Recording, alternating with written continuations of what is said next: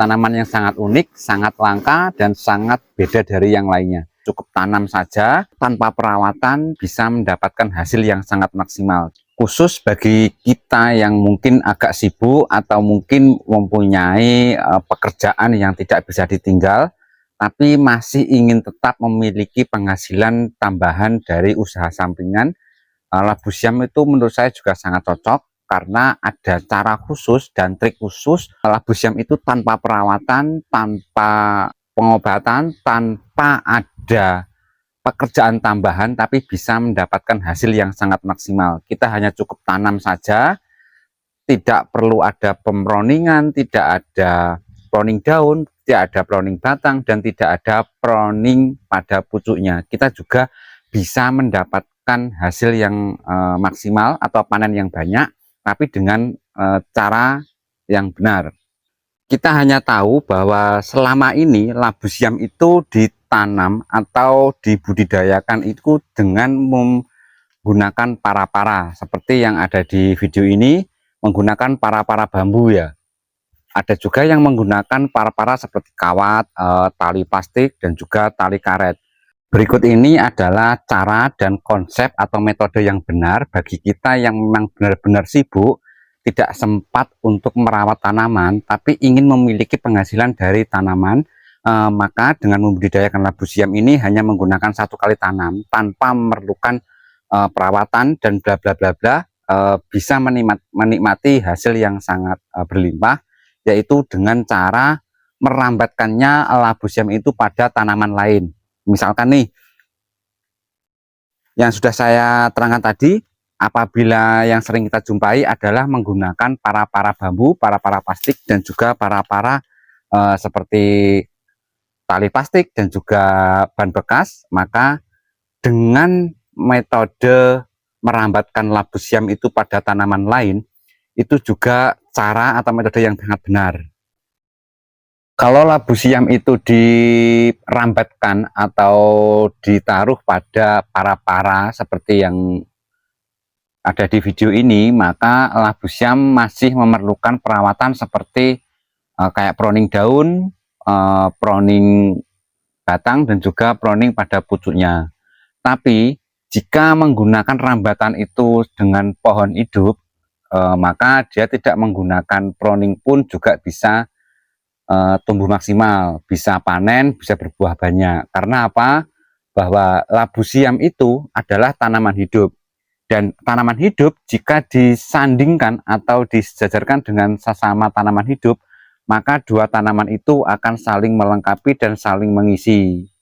Jadi kambium yang berada di pada labu siam untuk menjalarnya itu kan menggunakan seperti kayak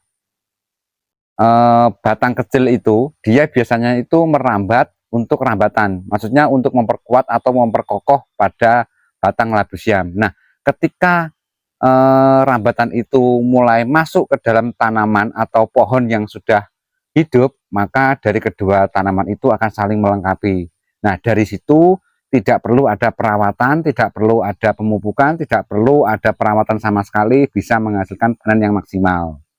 Nah, itu adalah cara metode yang konsep untuk para kita yang masih sibuk dengan kegiatan yang lain. Jadi selain kita mendapatkan hasil dari tanaman labu siam, kita juga masih bisa melakukan atau beraktivitas di pekerjaan yang lain. Dengan konsep penggabungan antara tanaman hidup dan juga tanaman hidup, maksudnya itu dua tanaman hidup kita jadikan satu. Dengan begitu bisa dibilang maka modal untuk membudidayakan labu siam itu bisa dibilang 0 rupiah. Karena apa? Karena di situ tidak menggunakan perawatan sama sekali dan juga tidak menyita waktu kita. Jadi kalau kita hitung dari bibitnya itu kan memang kita beli. Tapi kalau di tempat saya, karena di sini sekarang sudah banyak sekali yang membudidayakan labu siam, jadi untuk bibitnya kita tidak ada yang beli biasanya.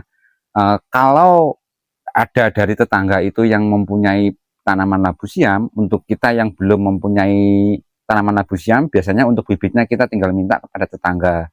Dan di sini di tempat saya untuk sesama tetangga biasanya tidak ada hitungan tentang bibit labu siam. Kita tinggal minta langsung dikasih. Berapapun yang kita mau, berapapun yang kita minta, maka akan dikasih. Kecuali dengan posisi yang sangat banyak, misalkan 100 bibit atau di atas angka ratusan lah misalkan. Itu mungkin ada hitungan beli, tapi kalau semisalkan di bawah angka puluhan, mungkin itu masih gratis. Apakah segampang itu membudidayakan labu siam? Ya, memang gampang sekali. Tapi untuk metode atau untuk caranya menggunakan para-para bambu dan juga diliarkan di dalam tanaman atau merambat pada pohon itu memang berbeda. Dari hasil akhirnya juga berbeda. Ya memang benar untuk diliarkan ke pohon itu memang bisa tumbuh, bisa berbuah, bisa memaksimalkan panen dan juga bisa irit pada permodalan, tapi ada beberapa risiko yang kita harus siap. Biasanya untuk rimbunnya labu siam pada pohon yang tanpa ada pemruningan, tanpa ada perawatan, biasanya cenderung dibuat sarang ular. Nah, jadi untuk membudidayakan labu siam dengan metode dirambatkan ke pohon yang sesama hidup itu identik dengan ular. Apabila si kita itu rutin atau misalkan 1 bulan sekali memberikan garam, itu ular biasanya tidak akan mendekat. Jadi untuk mengusir ular biasanya itu kita menggunakan garam. Garam yang harga murah itu kita taburkan kepada tanaman labu siam. Pada daun-daunnya kita saur ke atasnya itu untuk 1 bulan sekali untuk mencegah ular datang dan bersarang pada tanaman labu siam. Karena apa? Karena labu siam yang diliarkan kepada tanaman pohon itu kan tanpa ada pemroningan, tanpa ada perawatan. Jadi daunnya itu sangat rimbun, sangat lebat, jadi sangat mudah untuk mengundang ular datang. Beda lagi kalau dengan para-para yang pakai bambu, pakai plastik atau pakai kawat, itu biasanya tidak ada ular yang mendekat karena tempatnya sudah terawat, tempatnya bersih dan juga tidak terlalu limbun. Kalau soal hasil panen dan juga untuk produksinya, hasil produksi itu tidak kalah dengan yang menggunakan para-para. Hasilnya hampir sama. Tapi yang namanya perawatan dan juga tanpa perawatan pasti agak sedikit berbeda toh. Selisihnya hanya sedikit. Tanaman yang kita liarkan itu cenderung mengarah kemana-mana. Kalau dilihat biasanya itu kan tidak enak untuk dipandang. Masa iya sih kita membudidayakan tanaman bisa merambat kemana-mana, bisa isinya bisa nggak teratur lah. Itu sih sebetulnya nggak masalah asalkan kita merawatnya itu di perkebunan. Mungkin tanpa ada perawatan itu tidak apa-apa, tapi apabila kita membudidayakan di pinggir rumah, di pekarangan rumah, maka itu agak kurang sedap kalau dipandang. Kalau di pekarangan rumah itu bagusnya itu menggunakan para-para. Kalau di perkebunan bisa menggunakan para-para dan juga bisa diliarkan seperti itu. Kalau untuk siklus panennya itu sama saja. Biasanya kalau diliarkan ke tanaman yang sesama hidup, biasanya cenderung lebih dekat. Maksudnya itu lebih kerap panen. Semisal kalau untuk di para-para itu paling dekat itu 3 hari sekali, maka kalau kita diliarkan di dalam pohon yang sesama hidup, maka siklus panennya itu bisa 2 hari sekali.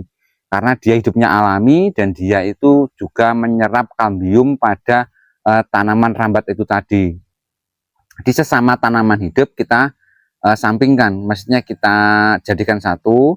Tapi biasanya nih, misalkan nih kita mau merambatkannya di pohonnya itu pohon seperti kayak mangga atau pohon alpukat atau pohon duren, biasanya itu pohonnya itu yang produksinya berkurang. Jadi karena kambiumnya itu sudah terserap kepada labu siam. Dari salah satu tanaman itu pasti kalah. Maksudnya kalah itu produksinya menurun dan yang satunya lagi produksinya meningkat. Bibit yang kita butuhkan untuk membudidayakan labu siam diliarkan pada pohon itu hanya cukup satu. Jangan sampai lebih dari satu, misalkan 2 bibit, 3 bibit itu beresiko. Lebih bagus itu kalau misalkan kita rencana itu diliarkan, maksudnya itu di dalam pohon, maka yang paling bagus itu adalah satu bibit untuk satu para-para, maksudnya para-para pohon ya, itu satu bibit, satu para-para pohon, agar nanti ketika labu siam itu tumbuh dengan maksimal, merambat ke atas, maka kambiumnya itu tidak terlalu banyak menyerap kepada tanaman yang sudah ada, seperti itu. Beda lagi kalau dengan para-para. Kalau dengan para-para itu kita bisa menargetkan dengan sekian ukuran para-para, kita bisa menargetkan dengan beberapa bibit labu siam. Termasuk juga tanaman labu siam itu juga tanaman yang sangat unik, sangat langka, dan sangat beda dari yang lainnya. Karena dia itu hanya membutuhkan satu kali tanam, bisa panen berkali-kali, puluhan kali, ratusan kali, dan bahkan bisa sampai seumur hidup. Selain itu juga tanaman labu siam itu bisa dibudidayakan atau bisa ditanam itu dengan konsep apapun. Bisa dengan para-para seperti yang di belakang saya, ada juga yang menggunakan para-para berdiri berkeliling, ada juga yang menggunakan pohon. Jadi semua konsep kita terapkan pada labu siam itu semua bisa tumbuh dengan maksimal.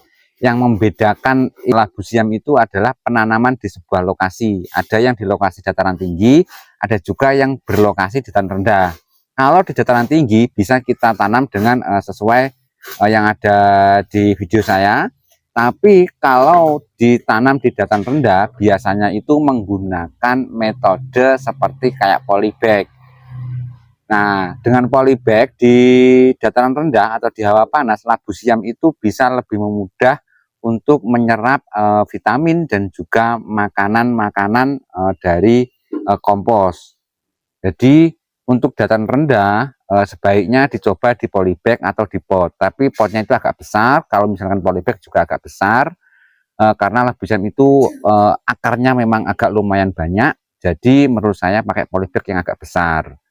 Nah, selain itu, menggunakan polybag dan juga menggunakan pot itu cenderung lebih memudah kita memberikan vitamin kepada tanaman tersebut. Jadi tidak perlu takut untuk saling tukar dengan tanaman yang lain. Kayak gitu. Nah, barangkali teman-teman nanti masih bingung dengan pembudidayaan labu siam, silahkan tinggalkan komentar dalam video ini. Dan semoga video ini bermanfaat bagi teman-teman semua, dan salam sukses dan salam edukasi.